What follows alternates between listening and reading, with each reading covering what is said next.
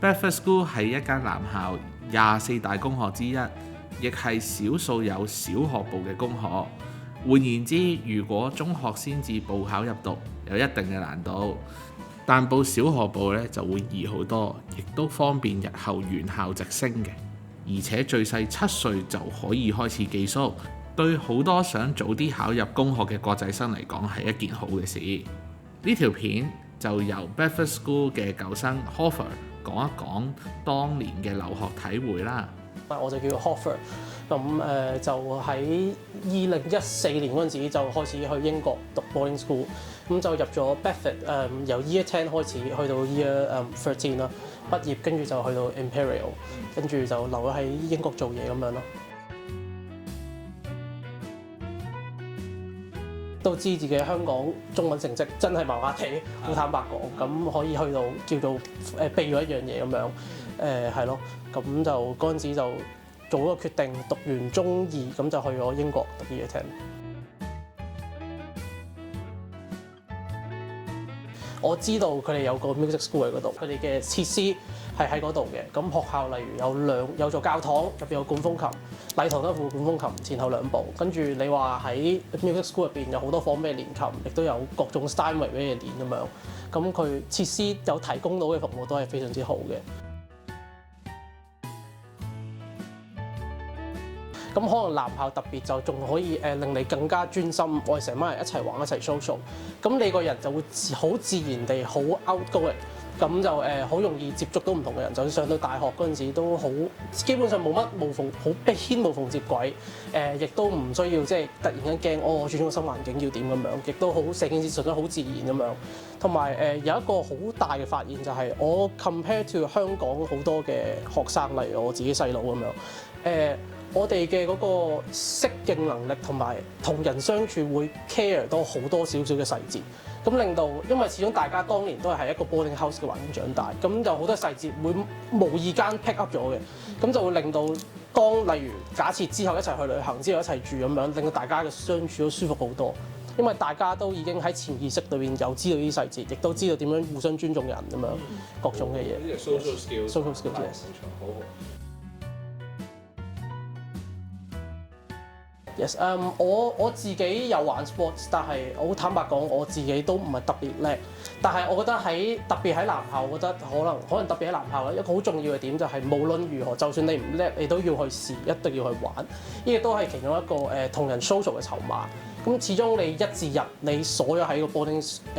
school 度，咁就1、2、3、4、5、6朝頭早翻工，唔係朝頭早翻學，sorry 啊 ，yes， 咁就下晝2、4、6嘅話都係一個 sports 嘅時間嚟嘅。咁就算去到逢星期日，如果你想成班 friend， 因為有時你又冇得出去玩咁樣，你喺學校你唯一可以做嘅嘢都係玩 sports 咁樣咯。所以例如我自己做例子啦，一開頭入去咁就有玩 rowing 玩一個 term， 咁之後就算玩翻啲自己熟悉啲嘅運動，例如打下籃球、打下羽毛球、排球、網球，我都有玩過咁樣咯。所以我覺得就算唔好將佢視為一種負擔，純粹將佢視為一種 opportunity， 咁就係會無意中點解就會變到就算你唔係咁中意運動，你都會對呢樣嘢好自然，唔會抗拒咯，起碼。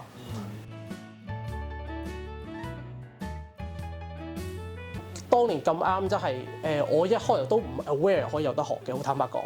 直到跟住我個head of music 嗰個阿頭就同我講：喂我哋上面而家冇人彈管風琴啊，我哋真係要人彈管風琴。因為我哋間學校就每個禮拜逢禮拜3，我唔記得禮拜2定禮拜3就晏晝一個 service， 咁禮拜日晚亦都有個 service。咁 of course 有個 choir 啦，每個禮拜唱2次，咁 of course 佢都要有個管風琴喺上面彈嘅。咁我嗰陣時就由 Year 11頭開始學，咁我去1年之後開始學，亦都真係一個好好嘅機會，因為例如好似 Bedford 為例，佢有個 chapel 喺度，你真係作為一個 boarding school 係學生，你任何時候你得閒，你想去練都有得練，呢個係香港一個好 rare 嘅 situation， 所以嗰陣時真係玩得好開心，同埋你有唔同嘅 performance 機會，即係對於我一個玩音樂嚟講，at the end of the day 我都係想 perform 嘅。Year 12、Year 13我就純粹淨係即係點講，我嗰時有學嘅同時，每個禮拜 perform 2次，咁就幫助到好喺點講，我喺學校嘅聲譽又好啊，各樣嘢都好自然，識到朋友係，同埋亦都真係一個好好嘅機會可以學一樣咁 rare 嘅樂器咯。我聽講咧，即係可能家長有啲唔知道啦，就係識管風琴咧係有啲着數喎，關於報大學。冇錯，係報管風琴嘅其中一大着數就係compare 到一個正常情況下底下啦。咁報大學嘅時候咧，你喺報牛津劍橋咧，你就要事先揀定一間，亦都揀定唯一一間 college 嘅啫。即係例如我唔可以同時報 Oxford， 亦都唔可以同時報 Cambridge 嘅。就算你話我可唔可以保底咁樣，我喺 Oxford， 我雖然好想入 Christchurch， 但我知 Christchurch 好難入，我可唔可以報個廢啲嘅咁樣？但係唔得嘅，你一定要事前揀好晒嘅。咁去到 Organ Scholarship 就個優勢就嚟啦。Organ Scholarship 就有個優勢。就有個優勢嚟啦。咁我就兩邊可以報晒 Oxford 同 Cambridge。亦都我印象中，我嗰陣時每邊揀咗10間 college 去 interview。即係任揀喎。任揀嘅，所以係你個 option 就自然多好多。咁住 Bedford 有一大好處就係有條巴士線，我唔係好記得咩號碼啦，就係由 Cambridge 開到 Oxford 嘅。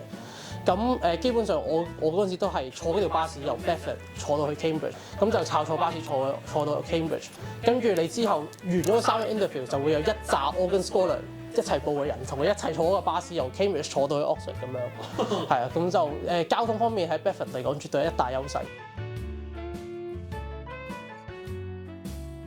咁就唔係好難，短短地半個鐘至1個鐘度，我唔係好記得啦 exactly。你會記得問咩？我記得問咩